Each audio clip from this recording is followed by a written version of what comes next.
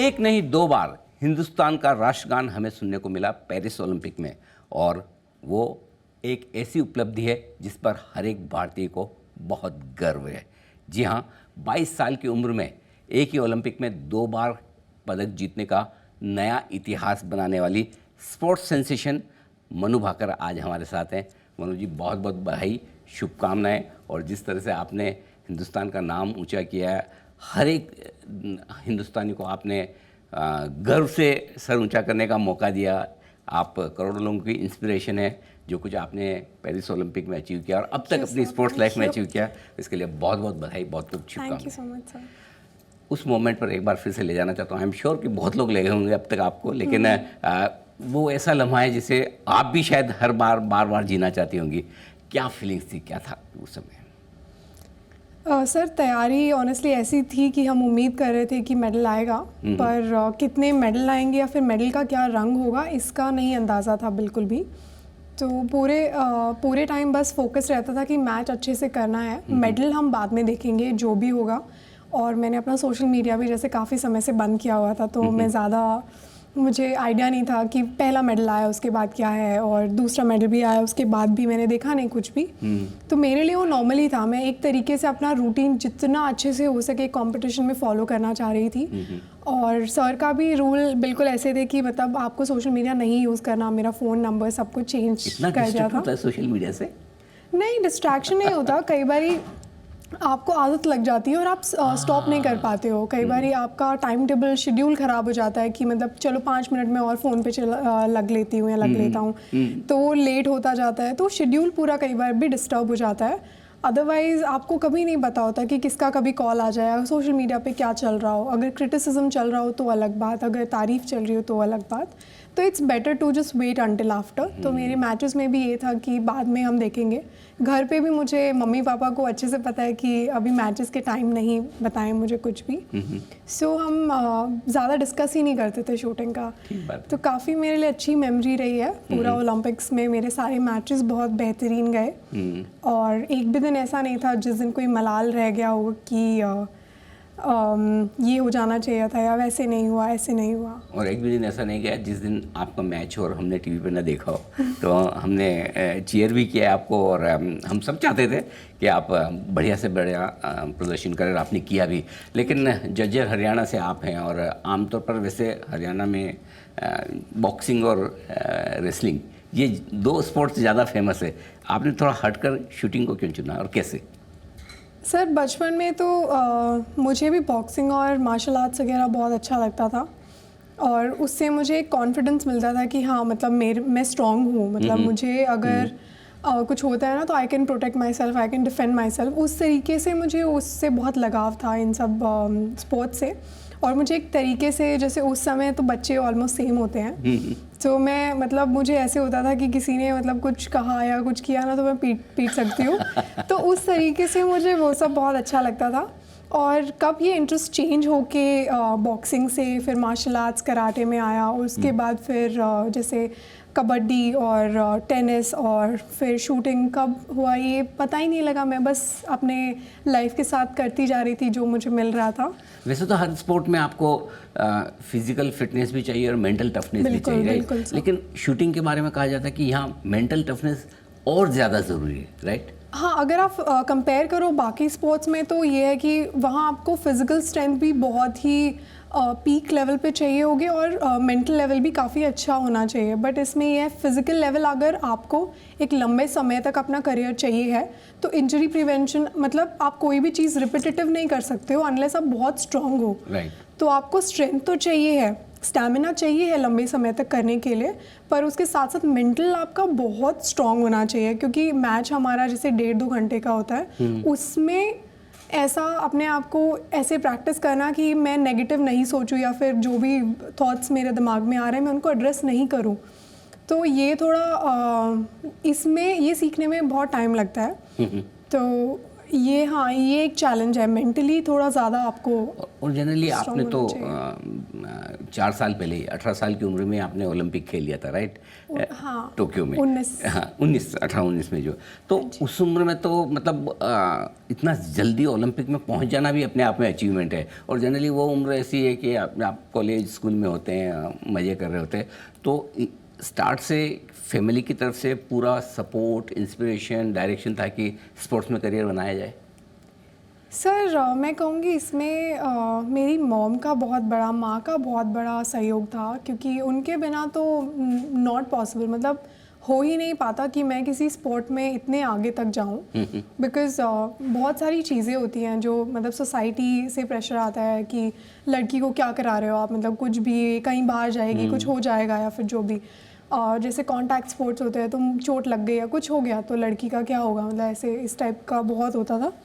तो मम्मी मुझ तक वो बातें कभी आने ही नहीं देती थी, वो कभी मुझ तक, मतलब मुझे पता ही नहीं लगता था। किसी ने मुझे अगर मुंह पे भी कह दिया ना, तो वो मुझे बैठा कर समझाती थी कि तुम अपना अच्छा। करो, तुम टेंशन मत लो, कुछ होगा ना, वो बात की बात है, भगवान साथ है, तुम करते जाओ। और बहुत सारी चीज़ें होती हैं जिससे प्रोटेक्शन चाहिए होती है, स्पेशली बीइंग अ गर्ल। तो आपको बहुत सारी चीज़ों में आपको ऐसे चाहिए होता है, एक सही गाइडेंस आपको चाहिए हो, कोई प्रोटेक्ट करने वाले हो। तो आई थिंक उसमें मेरी मदर का बहुत बड़ा सहयोग रहा है। मनु, इस सवाल के जवाब में ना मैं आपको बताऊं, आपने क्या कहा आपको अंदाज़ा भी नहीं है।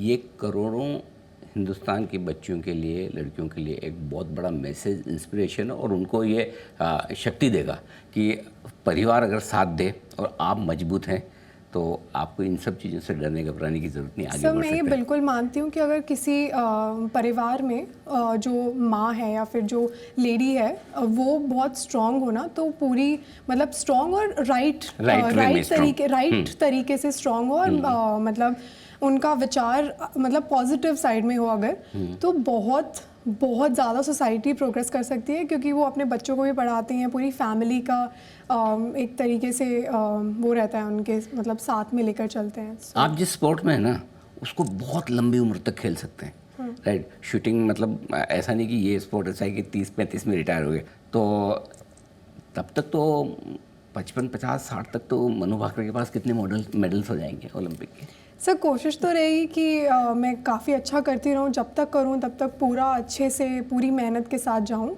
और हालांकि कंपटीशन में से अभी बढ़ रहा है काफ़ी ज़्यादा, तो आगे आने वाले समय में भी बढ़ेगा ही, और हमारा भी लेवल अच्छा होगा, और भी बेटर होगा, हम भी अच्छा करेंगे। बस देखो, अब जब तक मन करता रहेगा तब तक करती रहूँगी। नेक्स्ट टारगेट क्या है? LA 2028 sir. 2028 का नेक्स्ट ओलंपिक सबसे बड़ा Next टारगेट। Olympics। अच्छा, एक तरफ जब हम देखते हैं कि मनु ऐसे निशाना मार रही है, बड़ी एकदम कॉन्फिडेंट, स्ट्रॉन्ग, डिटरमाइंड होती है, और दूसरी तरफ हमें एक दूसरी मनु भी दिखती है जो सोशल मीडिया पे, ऑफ कोर्स मेडल्स जीतने के बाद, ओलंपिक्स के बाद बड़ी एक्टिव है, आप बहुत इंटरेस्टिंग रील्स बनाती हैं जो आपकी उम्र में बड़ा नेचुरल भी है ना? तो ये दोनों मनु के बीच में किस तरह का बैलेंस है, ये बताइए। सर लाइफ में बैलेंस होना तो बहुत ज़रूरी है, बिल्कुल। सोशल मीडिया हालांकि मैं बहुत ज़्यादा नहीं करती हूँ, अपने आप को इंडल्ज नहीं करती हूँ बहुत ज़्यादा, थोड़ा बहुत कभी कभी, जैसे अभी कंपटीशन नहीं है तो मैं रेगुलर बेसिस पे थोड़ी देर, 15-20 मिनट, कभी आधा घंटा, तो मैं बस चेक कर लेती हूँ कि चल क्या रहा है एक्चुअली। बट मेरा तो यही रहेगा सजेशन और रिकमेंडेशन बच्चों को, स्पेशली जो अभी 6 to 12th और उससे भी आगे के जो जनरेशन है, बच्चे हैं, उनको तो मेरा यही सजेशन रहेगा कि ये सब में आप एक बार कुछ बन जाओ ना, उसके बाद मज़ा आता है कुछ करने में। अदरवाइज़ आप मतलब क्या करोगे सोशल मीडिया पे, बस वो कमेंट्स होते हैं, फिर कुछ डाल दो, किसी का कुछ देख लो। रादर देन दैट आप अपनी लाइफ बनाओ, अपनी लाइफ में कुछ अच्छा करो, उसके बाद आप करो, अपनी स्टोरी शेयर करो, और उसके बाद आप देखो, अच्छा मज़ा आता है फिर। ये बहुत बड़ा एक आपने मैसेज सारे यूथ को दिया कि कुछ बनने के बाद करिए। लोग कुछ बनने के लिए करते हैं, इसमें बड़ा फ़र्क है, right?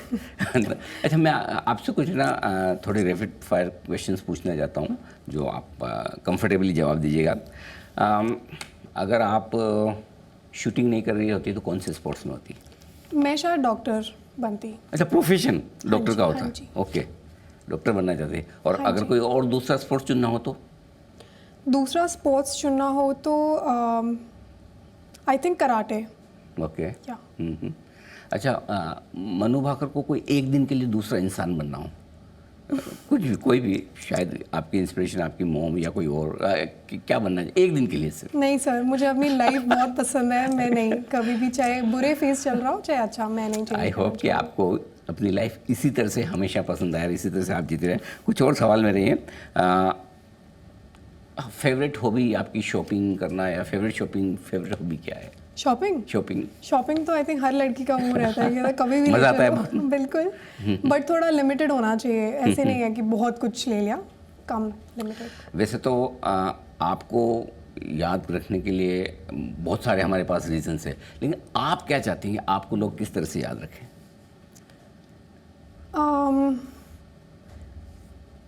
Legendary sportswoman who did something for the society, who did good for the society.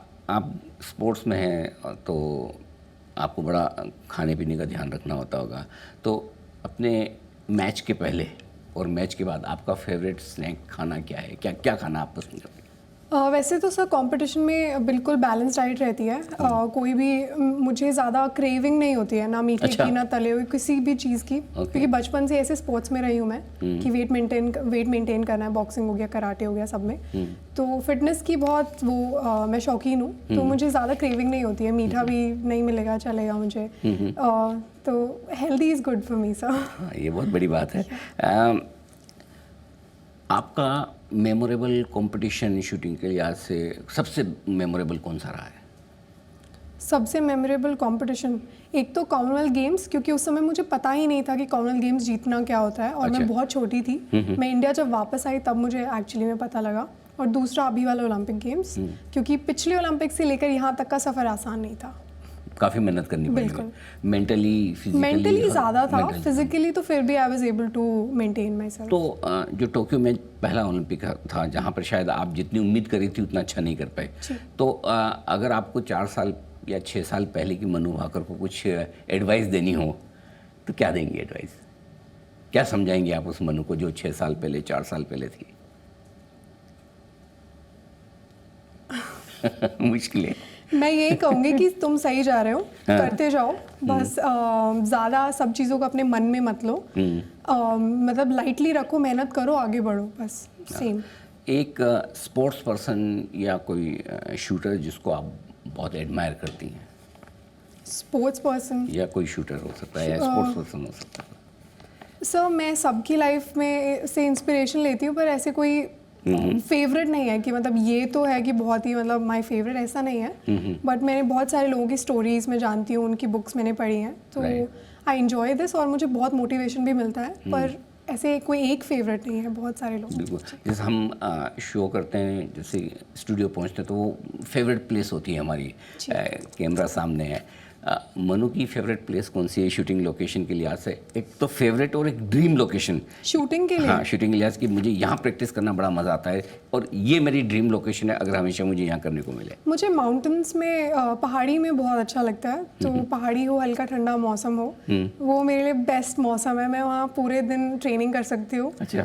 तो मुझे ऐसे ही मौसम अच्छे लगते हैं जहाँ वर्कआउट भी अपने ओपन में करो, बाहर ग्राउंड में, और ट्रेनिंग भी पूरा दिन कर सको। हर आदमी और स्पेशली स्पोर्ट्स पर्सन मैच के पहले या रेगुलर अपने रूटीन में भी अपने आप को मोटिवेट रखने की कोशिश करता है, राइट? सो आप किस चीज़ से मोटिवेट होती है, अपने आप को कैसे मोटिवेट रखती है? और बड़ा ज़रूरी इसलिए हो जाता है कि आप इतनी बड़ी इवेंट्स में देश को रिप्रेजेंट कर रही हैं, तो मोटिवेट क्या कोई गाना वाना सुनती है? नहीं, आई थिंक सर दो चीज़ें हैं। एक तो मैं कोशिश करती हूँ कि जहाँ से भी जो भी चीज़ मैं देखूँ उससे मैं मतलब मैं उससे मोटिवेशन लूँ कि अगर मान लो मैंने कुछ भी देखा है, फॉर एग्ज़ाम्पल मैं खुद की जर्नी की बात करूँ कि भाई कितने लंबे टाइम तक मैं कर रही हूँ और कितनी दूर मैं आ चुकी हूँ, कितने लोगों का सपना है ये, तो उसमें मुझे अब गिव अप नहीं करना है। मैं और भी जितना हो सके आगे जाऊँ। तो रोज़मर्रा के जीवन में जो भी आप लाइफ में देखते हो ना, उन सब चीज़ों से मेरा तो ये मेरी आदत ही है कि मैं हर एक चीज़ से ऐसे होती हूँ कि वो लाइफ में इतना स्ट्रगल कर रहा है, मैं भी लाइफ में स्ट्रगल कर रही हूँ और मुझे ऐसे करते रहना चाहिए, तभी सक्सेस मिलेगी। तो ये है। किसी से कोई एक ऐसी एडवाइस कभी आपको मिली हो, आपने कहा अरे ये बहुत बढ़िया एडवाइस थी या ये लाइफ चेंजिंग थी, चाहे फैमिली में हो या कोई आपके साथ में कलीग्स हों जो स्पोर्ट्स में साथ में हो, किसी ने कहा कि मनु ऐसा करो, एक दोस्त है, उसने बोला था कि तुम पूरे मतलब खुद से ऑनेस्ट रह के ना मेहनत करते जाओ। अगर तुम्हारा बुरा भी फेस चल रहा है ना तो उसको अपने आप को अफेक्ट मत करने दो। ये फेस टू फेस की बात होती है, आज अच्छा है कल बुरा, फिर परसों अच्छा वापस। तो ये फेस टू फेस की बात है, बस ऑनेस्टी से मतलब अपने ईमानदारी से अपनी मेहनत करते जाओ, तुम्हें बहुत सफलता मिलेगी। मैच के दिन कोई एक ऐसी चीज़ की ये तो मुझे करनी है, इसके बगैर मैं मैच खेलने जाऊंगी तो म्यूज़िक ज़रूरी है। और किस तरह का म्यूज़िक सुनती हैं आप?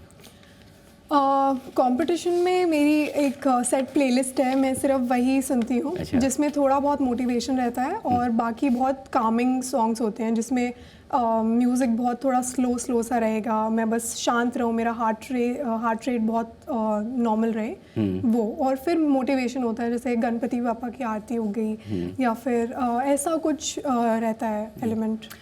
कभी आपको लगता है कि आपने अपने काम से, अपने स्पोर्ट्स के दम पे नाम हासिल किया है, शोहरत हासिल की है, लेकिन उसके लिए लोगों को ये नहीं पता होता कि उसके लिए क्या आपने सेक्रीफाइस किया है? कभी ऐसा लगता है कि ये चीज़ मैंने खोई या सेक्रीफाइस की है जिसके बदौलत मुझे इतनी सफलता मिली है? सर थोड़ा बहुत तो लगता है कि जैसे स्कूल लाइफ में ऐसे कुछ, स्कूल लाइफ थी नहीं, फिर क्योंकि मैं हमेशा से स्पोर्ट्स में थी तो ऐसे कोई फ्रेंड सर्कल कोई नहीं था। फिर बुलिंग तो खैर सबकी होती है स्कूल में, बट उसके बाद कॉलेज लाइफ भी वही, ज़्यादा कुछ कॉलेज लाइफ नहीं रही, तो ऐसे लगता था फ्रेंड सर्कल नहीं है। पर एट द सेम टाइम मैं मानती हूँ कि मैं अवेयर हूँ कि बहुत सारे लोगों की ड्रीम लाइफ है जो मैं जी रही हूँ, जो मैं कर रही हूँ ना, वो मुझे करते रहना चाहिए। और इनफैक्ट मैं कभी भी अपना डिसीजन चेंज ही नहीं करती। अगर मुझे आज भी पता हो ना कि ये हुआ है और मैं कुछ एक चीज़ चेंज करना चाहूँ अपनी लाइफ के बारे में, शायद मैं कुछ भी ऐसा चेंज नहीं करती। तो हर रोज़ सुबह उठकर इस तरह से कुछ करने के लिए ये इंस्पिरेशन कहाँ से आता है, कौन देता है? मतलब सबसे ज़्यादा इंस्पिरेशनल चीज़ क्या है आपकी लाइफ में? मोटिवेशन किस चीज़ से आता है? क्या मुझे बस करने अपने का आप मन को करता प्रूव है करना सर। है या देश के लिए करना है, ये इस तरह अपने के? आप मतलब एक तो मन करता है खुद, और फिर मतलब जैसे मैं मम्मी को भी, जैसे मम्मी के साथ ही रहती हूँ पूरा टाइम, तो वो भी बहुत पुश करती हैं कि डिसिप्लिन में रहना है, तो वो एक आदत सी लग जाती है करने की। तो वो मेक श्योर करती हैं कि मेरा रूटीन बिल्कुल इन सिंक रहे। तो आई थिंक वो एक चीज़ यही है कि अगला कंपटीशन जब भी मैं सोचती हूँ ना तो एकदम ऐसे हो जाता है कि कंपटीशन आ रहा है, अगर अच्छा मतलब अगर मेहनत नहीं की ना तो अच्छा नहीं होगा, तो ये होता है। दो चीज़ें इस वक्त ईश्वर की कृपा से आप पर बहुत अच्छे से मेहरबानी है कि एक शोहरत है, जाहिर सी बात है, जिसके लिए आपने बहुत मेहनत की है। 22 साल की उम्र में इतनी शोहरत पाना शायद ही किसी के नसीब में हो। ये बदलाव जो अभी मनु एक छोटी सी लड़की से स्टार बन गई है, सुपरस्टार बन गई है और हर इंडियन आपकी तरफ देखता है, तो इसको आप कैसे डाइजेस्ट कर पाती, कैसे हैंडल करती हैं? आई एम श्योर जहाँ भी आप जाती होंगे लोग ऑटोग्राफ मांगते होंगे, फ़ोटो खिंचवाते होंगे, राइट? सर अच्छा भी लगता है जब लोग जानते हैं, आपकी तरफ देखते हैं, आपको एज अ रोल मॉडल मानते हैं। अच्छा भी लगता है कि आप किसी की लाइफ में चेंज ला सकते हो, और ऐसे भी लगता है कि यही नहीं रुकना है, आगे जितना हो सके आगे बढ़ते जाओ। और एक मुकाम तक, जैसे मान लो रिटायरमेंट हो गई, रिटायरमेंट के बाद जितना हो सके, या फिर ड्यूरिंग आपका स्पोर्टिंग करियर हो गया, कोई भी करियर हो गया, जितना हो सके लोगों को हेल्प करो, जितना हो सके। मतलब वो कहते हैं ना कि साथ लेके बढ़ो तो बेस्ट होता है। अदरवाइज़ आप आगे बढ़ते गए ना तो आप इतने आगे निकल जाओगे कि मतलब कोई रहेगा ही नहीं फिर आसपास। तो इतना ऐसे नहीं चाहिए, मतलब सबको साथ में लेके आगे बढ़ना चाहिए। ये तो खैर हमारे वही सिखाते हैं हिंदू कल्चर में, ये मतलब इंडियन कल्चर में ही ये है।